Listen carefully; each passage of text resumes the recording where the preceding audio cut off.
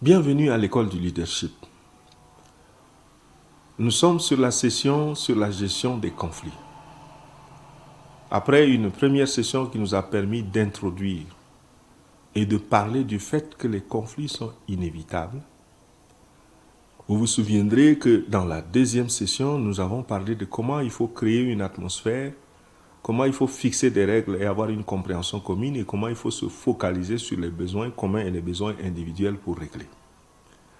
Dans la troisième session, il a été question de pouvoir aborder une perspective de résolution des conflits pour une solution durable sur le long terme. Aujourd'hui, nous arrivons donc sur la quatrième session. Et cette quatrième session nous permet de pouvoir donc parler de comment on peut aussi trouver des solutions les plus rapides à des conflits qui naissent à tout instant. Parce que parfois, vous êtes simplement en train de faire un travail et puis un conflit vous surprend. Alors, donc, dans cette session, nous aurons aussi 3 modules. Le premier module, c'est d'avoir une version abrégée du processus de gestion des conflits. Le second module, c'est quels sont les outils supplémentaires de gestion de conflits que nous pouvons proposer. Et le troisième module, c'est comment on peut emballer.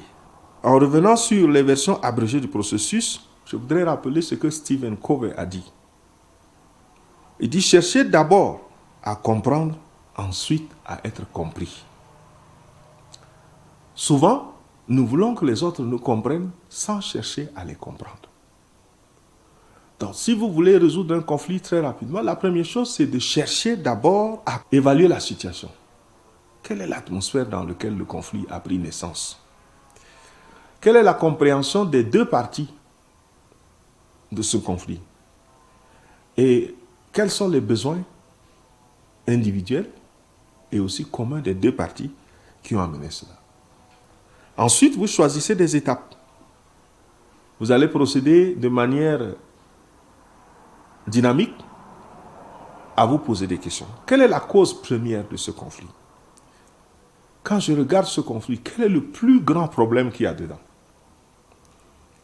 Et si je devais proposer des listes très rapidement en termes de solutions, quelles sont les options possibles qui existent?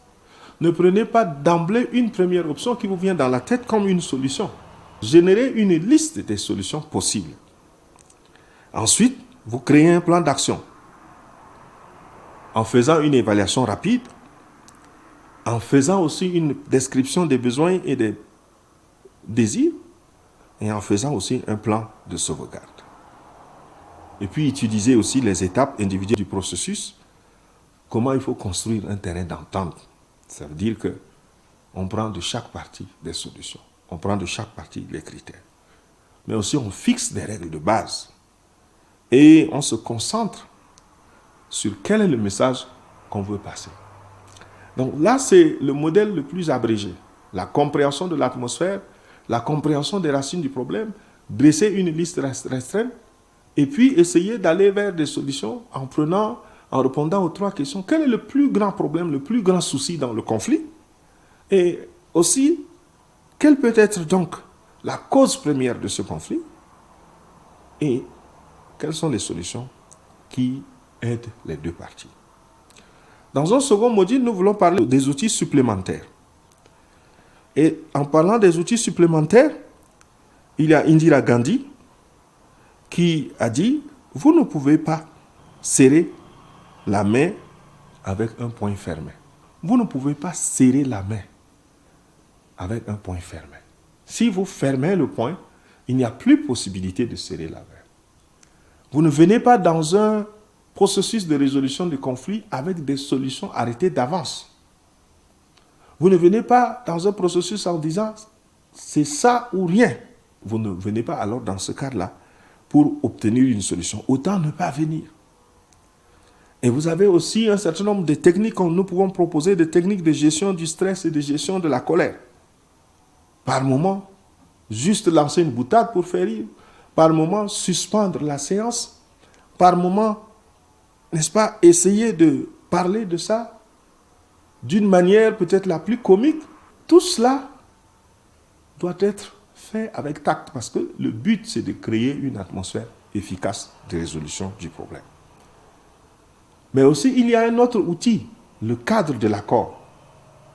Pendant qu'on est en train de chercher à parler du problème, on doit encourager les deux parties à reconnaître les efforts des uns et des autres pour dire, quand vous prenez la parole, dites, je vous remercie et je peux. Ou bien dites, je respecte ce que tu as dit, mais. Ou bien encore, je suis d'accord et je propose. Il faudrait qu'il y ait une certaine convention dans la démarche. Parce qu'il y a des gens qui se permettent quand même, pendant que vous résolvez, de dire ou d'utiliser des phrases qui détruisent et qui enveniment la situation. Donc, il y a un protocole à utiliser. Et ce protocole-là, avant d'aborder le problème, on se met d'accord sur le protocole. Quand vous allez prendre la parole, ce n'est pas pour accuser, ce n'est pas pour insister, ce n'est pas, mais c'est comme ça que vous allez vous exprimer. Parce que nous sommes ici pour chercher la solution. Donc, nous sommes tous en train de chercher à construire une solution, ce qu'on appelle une solution consensuelle. Il n'est pas question que l'autre reste sur ses bons et qu'un autre doit rester sur une posture de quelqu'un qui subit la situation. Non. Vous, comme médiateur, même si l'une des parties a une influence sur vous, pour autant que les deux parties ont accepté que vous êtes médiateur, vous devez donc être quelqu'un qui est complètement autonome et qui n'a pas à subir une influence et qui s'exprime de la même manière aux deux parties pour dire, ici, tu n'as pas respecté la règle que nous avons établie. Ici, tu t'es mal adressé à l'autre partie. Alors, posez aussi des questions ouvertes. Ça, c'est une autre technique qu'on vous donne. Posez des questions. Qu'est-ce qui est arrivé? Que eux-mêmes, ils essayent de restituer. Il y a eu un problème. La foule a donné sa version. Les parents ont donné leur version. Chacun donne en fonction de sa position. Mais posez la question aux intéressés. Qu'est-ce qui est arrivé? Une autre question. Quand est-ce que le problème a commencé? Peut-être qu'il y a un qui a mûri le problème depuis longtemps et un autre ne s'en est pas rendu compte. Quelles sont les autres personnes qui sont impliquées? Donc, vous avez une technique. C'est par exemple celle de la convention des expressions. C'est celle de la gestion du stress et de pouvoir parfois arrêter la séance pour permettre aux uns et aux autres de se dégager. Mais aussi une autre technique ou un outil, c'est de poser des questions ouvertes. Pas des questions fermées, des questions ouvertes qui les laissent s'expliquer. Et puis, il faut chercher à emballer. La qualité de notre vie ne dépend pas de savoir si nous avons des conflits ou non, mais de la façon dont nous y répondons. C'est ce que Tom Crom a dit. La qualité de notre vie, ce n'est pas le nombre de conflits. C'est comment nous vivons avec ces conflits, comment nous faisons face. C'est ça qui détermine la qualité de notre vie. Alors, bientôt cet atelier va finir à sa fin. Nous sommes sur la dernière session sur la gestion des conflits.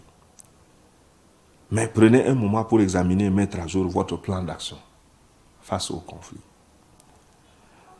Ce plan d'action peut vous servir dans les mois, dans les jours à venir. Les conflits sont inévitables. Il n'y a pas de super-homme, il n'y a pas de super-femme face aux conflits. Les conflits vont venir. Mais comment vous faites face aux conflits?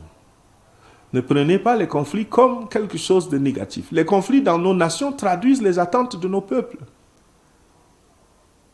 Les conflits dans nos nations traduisent aussi les ratés dans nos plans de développement. Les conflits ne sont pas négatifs. Les conflits sont un moyen d'expression. Mais comment nous faisons face? Parce que si vous réussissez à régler les conflits, vous mettez votre équipe, vous mettez votre famille, vous mettez votre nation à l'abri des problèmes qui peuvent ressurgir. Un conflit déréglé, c'est une expérience d'acquise en plus. Les conflits sont inévitables. Et les conflits ne sont pas pour nous décourager. Les conflits sont plutôt pour nous aider à nous surmonter. Les conflits, c'est le début de la prise de conscience. Les conflits, c'est aussi des hommes stratèges qui aident les autres à se mettre ensemble et à se réconcilier. Oui, une société réconciliée se développe très vite parce qu'elle a connu ce qu'on appelle les temps difficiles. Et qu'elle a eu aussi à avoir le courage de regarder ces temps difficiles. Et quand elle les traverse, elle est aguerrie, elle est debout. Mais quand une nation essaye d'étouffer les conflits, tôt ou tard, ces conflits ressurgiront. En faisant ces différentes sessions, nous voulons simplement vous dire que notre monde n'est pas à l'abri des conflits.